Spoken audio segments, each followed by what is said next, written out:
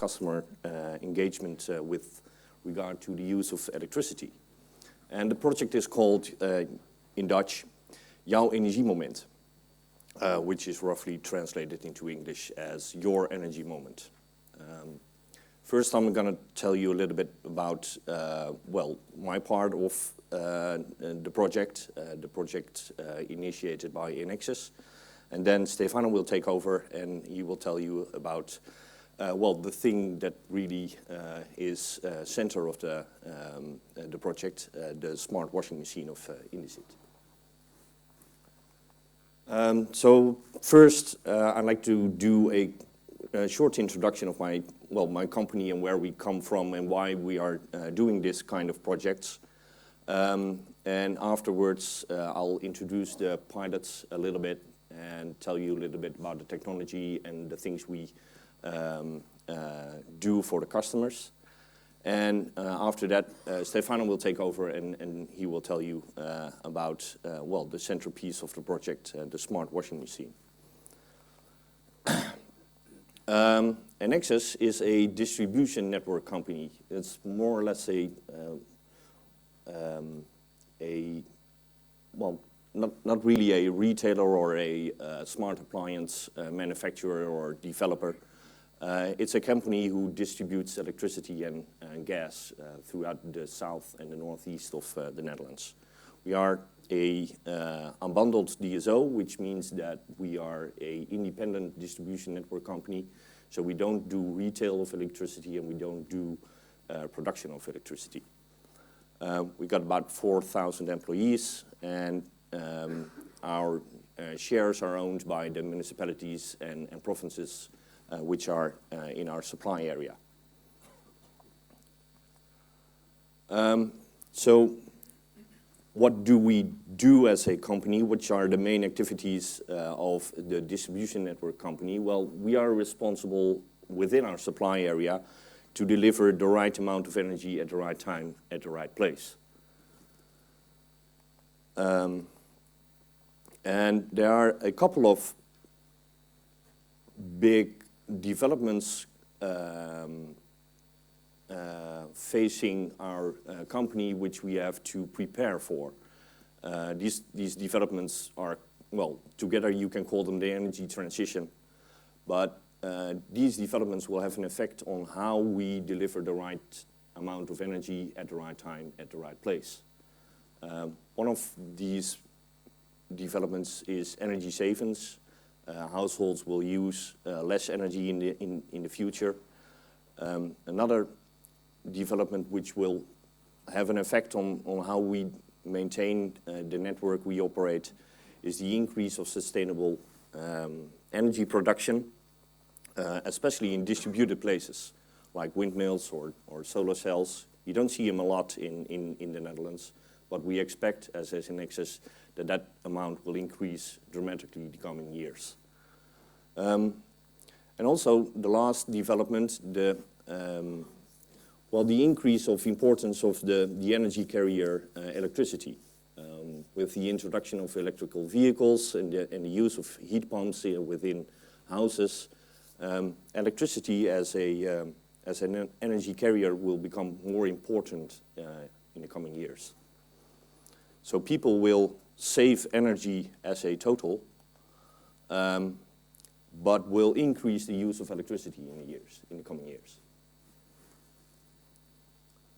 Well, of course, these developments have an effect on how we build, maintain, and operate our networks, and how we have to plan and design these investments. Because, well, the infrastructure we maintain and manage today as a distribution network operator, well, it's more or less designed and built during the 60s and the 70s of the last century. And the existing infrastructure is designed to facilitate one-directional flows of energy. You produce electricity in a very large power plant, and you transport it over large distances, distribute it to the households. So it's designed and maintained to facilitate one-directional flow of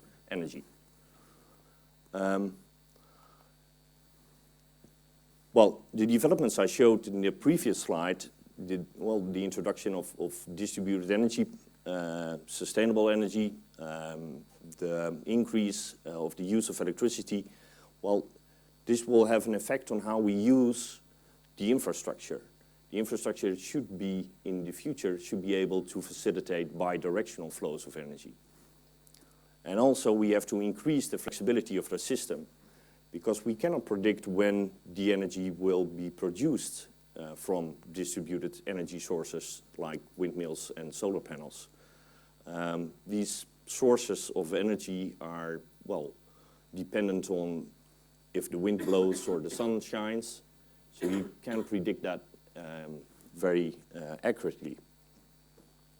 So we have to incorporate bidirectional flows, and we have to increase the flexibility to facilitate the high fluctuations caused by the sustainable energy sources.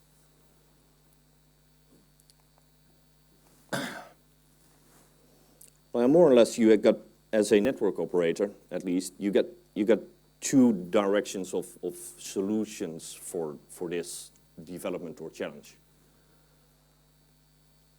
You have to increase your flexibility of your system, and you have to integrate all those distributed sustainable energy production. One way to give an answer to these developments is to what we call classical grid reinforcements. We as a network operator are responsible to deliver the right amount of energy at the right place at the right time. So we have to increase grid capacity to facilitate all kinds of demands and productions at all times. Well, these classical grid reinforcements come with a cost. And last year we did a study together with other network operators in the Netherlands.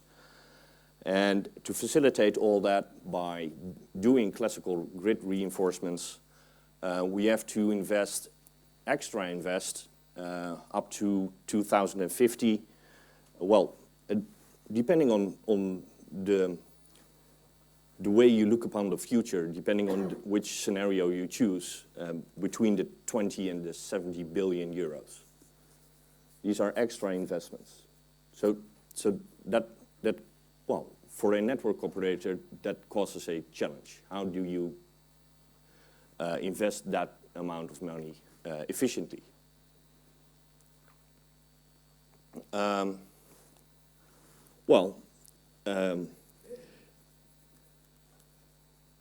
from the Department of Innovation, so we like to think about concepts. Can we decrease that amount of investments by doing it differently, doing it more efficiently, by more monitoring and more knowing about your energy flows? When demand or production happens, can you match that demand and production more efficiently by doing it a smart way? And, well, there you touch upon the concept of smart grids already, and smart homes is a very much enabler of helping us to facilitate that energy transition more efficiently. Well, it's not that we thought about smart grids. There are, for instance, in the United States, and there are you got the Gridwise Alliance, who has also high expectations of smart grids, or whether you call it smart grids or intelligent networks, or the concept is more or less roughly the same. Even in the European Union, you got the technology platform for electricity networks of the future, and even they state, well, it helps to achieve the sustainable development. Also, consultancy firm KEMA has high expectations of the concept smart grids. Well, the Ministry of Economic Affairs here in the Netherlands wants to have a front-runner position on the smart grid technology and wants to keep that. from the academic world, the technology, University of Technology in Eindhoven, also foresees a transition of the infrastructure in the coming years. So these are, from all of the world, everybody seems to have very high expectations of smart grids. So why can't I buy one? That's the question I have, because I work at the Department of Innovation. Well, there's a concept called smart grids, and it helps us to face our challenges. So why aren't they arrived yet? There's just a couple of reasons why they haven't arrived yet. We can talk about this, but I think the most important reason is that it's still a concept. It's a PowerPoint presentation. It's an idea. It's abstract. So people cannot judge an abstract idea. They want to have it tangible. They want to have it concrete. Smart grids haven't arrived yet because people haven't seen the added value yet in real life with it. So that's what we're trying to do from Enexis. We want to make that concept, concrete and tangible in order to increase our insights in the workings of such a concept and see whether it helps us in the future, to face the challenges I've sketched. So we are trying to find ways or technologies or concepts to increase the flexibility of the system. And we do that in several projects. This is one project where we realized the coordination of the charging process of electrical vehicles. And I was saying to Stefano just a minute ago, last Monday we opened what we call village battery, which is in Etteleur, and it's working now, where we store the local produced electricity. And the last project I want to talk about you a little bit more is if you want to increase the flexibility of your system, you can direct this loading process of an electrical vehicle. You can, place a battery in a small village. But you could also ask the customer whether he wants to give flexibility towards the system. But I don't know with you, but in the Netherlands, the involvement of the customer into electricity and the electricity sector is more or less depicted as this photograph. It's nil. The customer, he uses not electricity. Once a year the bill comes and he pays it, but that's it. So involving the customer into the question of flexibility and increasing the flexibility of the system, that's what you call a challenge. And we tried to face that challenge in two cities, in Breda, where we found two housing projects, Meudesby and Easy Street, where we asked the future residents, do you want to join our pilot, our project, Jouw Energiemoment? And also in Zwolle, we found a place where we try to recruit customers to be involved in our project. So now that we have two locations, or more or less three locations, one in Breda and one in Zwolle, and we want to realize a flexible use of electricity by the customer. And for that we developed 4 means to get that end. We developed communication, we developed interaction between the customer and the system. We developed a kind of stimuli where well, the customer can choose between whether he wants or not to give flexibility towards the system. And of course, we developed some technology which should be able to facilitate all that, making choices and giving preferences by the customer. If you're interested, I'm sorry, but it's in Dutch because all residents in Zwolle and Breda are Dutch. But if you're interested, you can take a look at the website, jouwenergiemoment.nl, where you also can subscribe to newsletters which are sent towards the customers which are involved in the project, where we keep them up to date of latest developments and things they have to do or not to do. And also we, once every 2 months or so, we communicate a magazine, and we publish little short clips on YouTube where we give the customers more insight in, well, where we are now and what kind of things are happening. But the most fun I had was actually inviting customers in the same room as you are now here.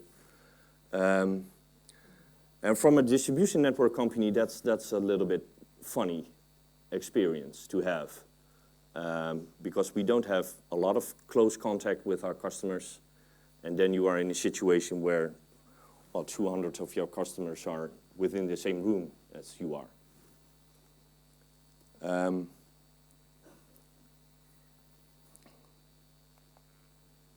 So we had, well, during those town hall meetings and user interaction sessions, we try to involve the participants into the design of how should a, well, nicely designed user interface should look like, and how do you want to get access to the information and data you want to base your choices on. The choices which the customer can make are based on 2 kinds of preferences or profiles the customer can choose from. He can choose either, well, I want to use my electricity, or better, I want to use my washing machine based on costs, or because there are solar panels in the vicinity, I want to use them when they are producing. So we get a differentiated tariff structure which is communicated 24 hours in advance to the customers, and that people can choose whether they, well, like to use their washing machine at different times than now. And hopefully they choose in that way that we try to, well, use the network or the infrastructure more efficiently. Well, these tariff structures change, as you can see. Also, we started, I think, 18 months ago to develop the ICT, which should be designed to facilitate all that. And here's a picture which gives a rough sketch of the system we've built so far. But the most important thing is, well, we built all that and we're testing it now, and we're hopefully rolling out from October 22 this year. The most important part is that the customer really doesn't use that kind of ICT.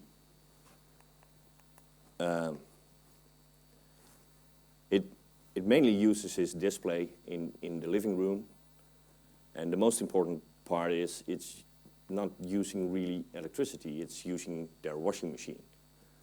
And that's where Stefano comes in, because he makes smart appliances. Stefano? Here you are. Yeah. Thank you. Can you hear me? Thank you, Joris. Good morning. Good morning to everybody. I'm Stefano Frattesi. Thank you for the introduction. So I'm going to tell you a story about today about the participation of Indesit company in the IAU Energy moment. One of the first achievement was the right pronunciation, but then we can go on. So we met Joris for the first time here in Amsterdam last year, Smart Homes. We chatted for 1 hour, and we immediately realized that the washing machine we were exhibiting downstairs in the exhibition was, perfectly fitting the use cases of the IAU Energy moment trial. And so we left to Joris, and he took it to its laboratories, and I think in around 3 months we could integrate it. The nice story is that we never met. We work by Skype, we share the specs and documentation. We work very hard on this project with passion and motivation, and at the end of integration we met and we realized that some female engineers were male engineers were female, because the Dutch names and Italian names are quite different. And so it was a nice surprise at the end of the story.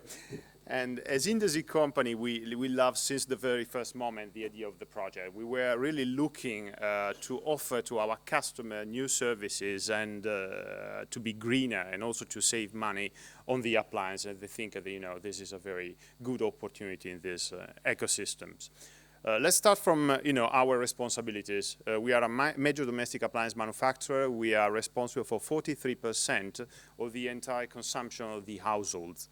So we've been working since 10 years very hard in reducing the consumption of our appliances. We adopted what I call traditionally methodologies. So we reduce the quantity of water. We design low energy cycles. We use higher efficiency actuators and motors, and we better the thermodynamics of our fridges and our appliances. But unfortunately, this is not enough. I can say that we had, in the last 10 years, outstanding results, minus 75% the consumption of the refrigerators, minus 60% in a washing machine or a dishwashers. But at this very moment, it's getting harder and harder because we are getting in a place in the life cycle of innovation where there is a technical limitation. We put a lot of effort in it and lots of cost in the appliances, and the results in terms of increase of efficiency is not so high. So this is why we are thinking to something which is radically new, something which is brand different from what we've done.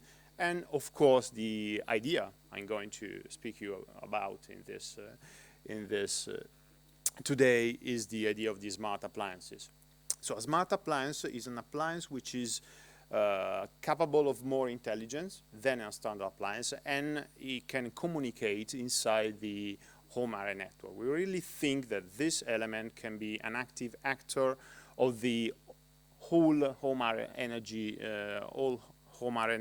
ecosystem. And then in the smart houses where these appliances are connected, they will be connected again, like we are trialing together with Joris in the smart grid.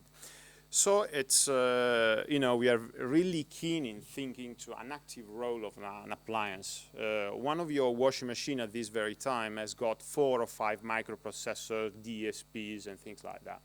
So we cannot think an appliance like a lamp or like a dummy load, like an easy load. It can give lots of flexibility inside the house in terms of work, in terms of its cycles, in terms of demand response inside the house itself.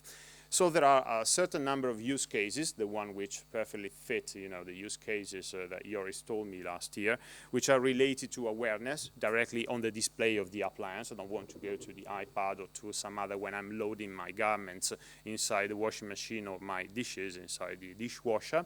So I can have energy awareness, cost awareness. I can tell, what is the cost of the actual cycle before starting the cycle. And then the appliance can coordinate itself with the other appliances inside the house and with the micro generation, with the PV, in order to choose the best time to start when, I don't know, it will be cheaper or the energy will be greener. And then, of course, the demand side management, which are trying at this very moment. So this is the Qualtis, the smart washing machine we are going to install very soon in the premises in Netherlands. We will install 300 of those washing machines. They are already here. And it's, for Indesit company, the first washing machine which is completely designed to be integrated in these smart ecosystems.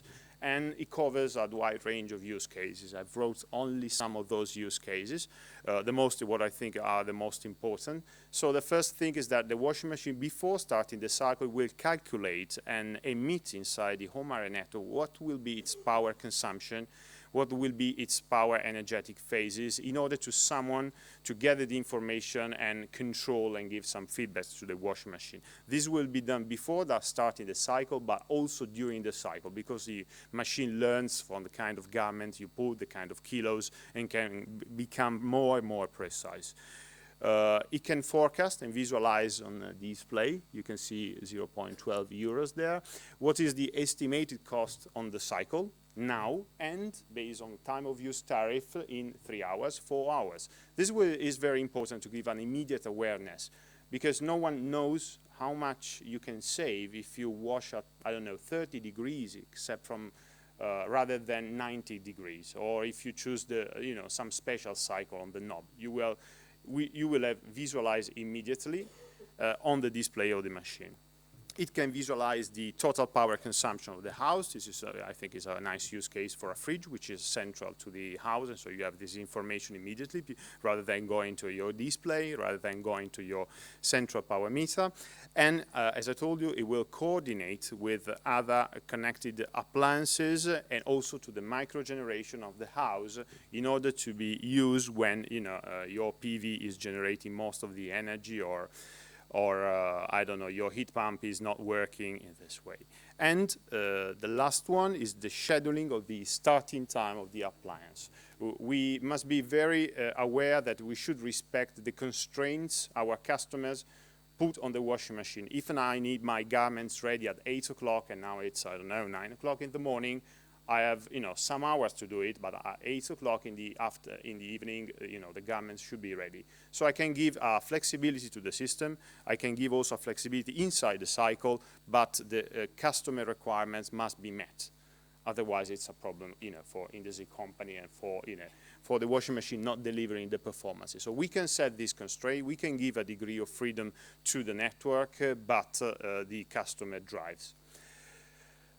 When we started, developing this smart washing machine, there was no protocol, there was no semantic, there was no data structure which will enable us to develop this. This is why we joined the Energy at Home project together with Electrolux, with Telecom Italia, with Enel, and we started defining these data structures, which enables the flexibility I've just told you about. One of the most important is the power profile. This data is emitted by the washing machine or by the appliance. Every time you change anything on the display, it says the power phases, how many power phases there are, and what is the degree of freedom you have between one phase and the other. You can, I don't know, stop wait for 1 hour from the rinse phase to the spinning phase. There's not a problem for the garments, and this kind of flexibility is given outside and can be used by an external controller.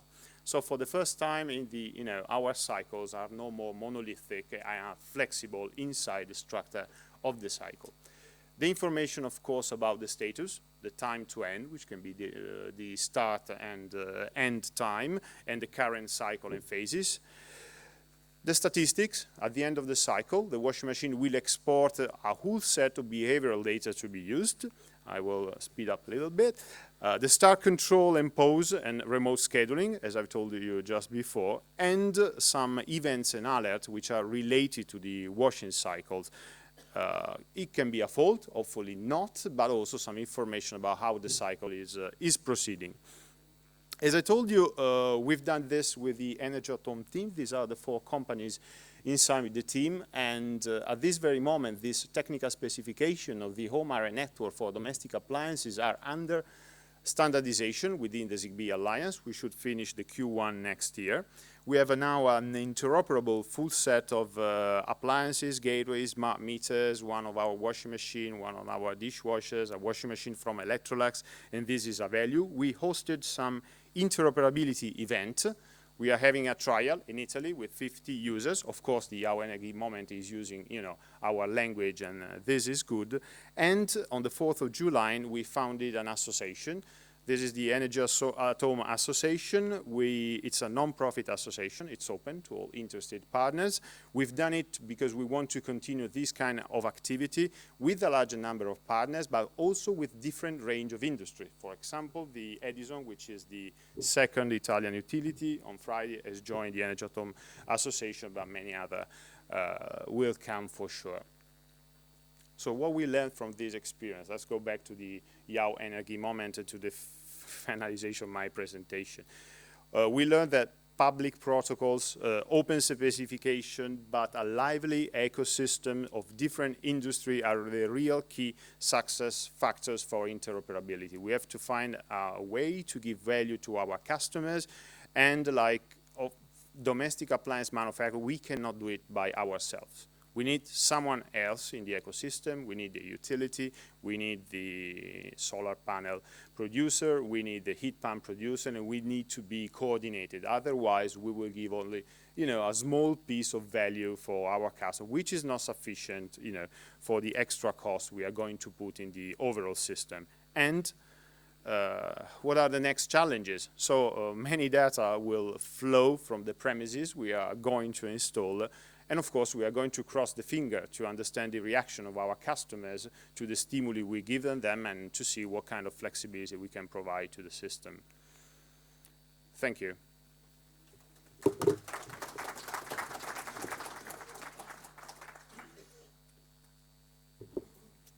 Thank you. That was very interesting. It's great to see that there were lots of people working